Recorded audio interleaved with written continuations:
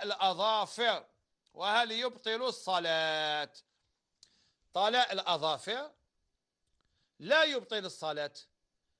وقتها يبطل الصلاة إذا توضيتي فوقه. أما ما توضات، هاي توضات ومن بعد دار طلاء الأظافر، صلاتها صحيحة ما هيش باطلة. متى تكون الصلاة باطلة؟ إذا درتي طلاء الأظافر ورحتي توضيتي فوقه وهو مانع من وصول الماء، هنا الوضوء تاعك باطل. ولما كان الوضوء تاعك باطل كانت صلاتك باطلة.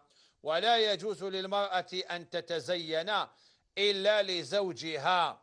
أكو تسمعوا يا أصحاب طلاء الأظافر؟ حرام عليكم.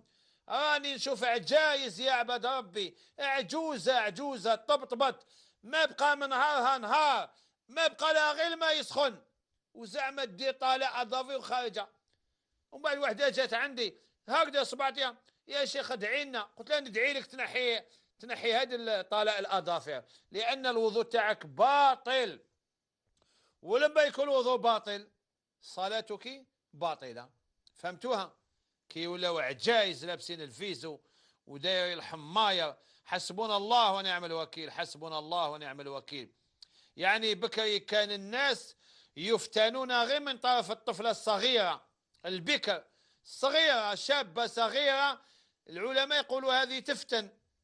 دوك ولاو كاع حتى العجايز يفتنوا، عجوزة ما بقى منها غير ما يحمي ودايرة في روحها، يعني مصيبة كبيرة. الله يهديها وتفاتها كحولة.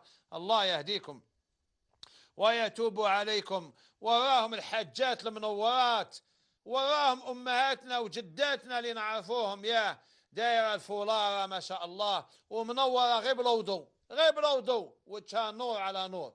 شوفوا وجهها تقول لومبا الله يبارك، حاجة بتربي طايعة ربي.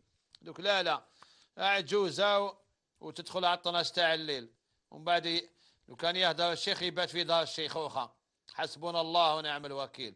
أما لا أم ضياء، طلاء الأظافر إذا درتيه ومن بعد توضيتي فوقه الوضوء تاعك باطل وصلاتك باطل.